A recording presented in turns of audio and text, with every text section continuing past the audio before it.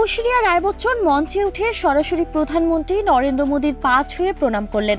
মুহূর্তেই চারদিকে আলোচনা, তর্ক আর বিতর্ক। হঠাৎ কি ঘটল?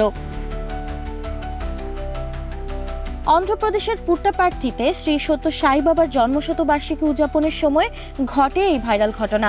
মঞ্চে উঠে সরাসরি প্রধানমন্ত্রী নরেন্দ্র মোদীর পা ছুঁয়ে প্রণাম করলেন বলিউড তারকা ও প্রাক্তন বিশ্বসুন্দরী ঐশ্বরিয়া রায় বচ্চন। কয়েক সেকেন্ডের সেই ভিডিও ছড়িয়ে গেছে সোশ্যাল মিডিয়ায়, আর সেখান থেকেই শুরু হয়েছে ব্যাপক আলোচনা। মঞ্চে উপস্থিত ছিলেন মোদী, সচিন তেন্ডুলকর, কেন্দ্রীয় মন্ত্রী রামমোহন নাইডু সহ আরও অনেকে। বক্তৃতা দিতে এসে ঐশ্বরিয়া শুধু প্রণামই করলেন না, দিলেন ধর্ম, জাত, মানবতা নিয়ে এক আবেগঘন বার্তা। তিনি বলেন, একটাই জাত মানব জাতি, একটাই ধর্ম ভালোবাসার ধর্ম, একটাই ভাষা হৃদয়ের ভাষা, আর ঈশ্বরও একজন, তিনি সর্বত্র। দর্শকদের হাততালি পড়তেই থাকে। ঐশ্বরিয়া আরও বলেন, সত্যিকারের নেতৃত্ব মানে সেবা, আর মানুষের সেবা করাই হলো ঈশ্বরের সেবা। মোদীকে ধন্যবাদ জানিয়ে তিনি বলেন, তার উপস্থিতি এই উদযাপনকে আরও পবিত্র করেছে।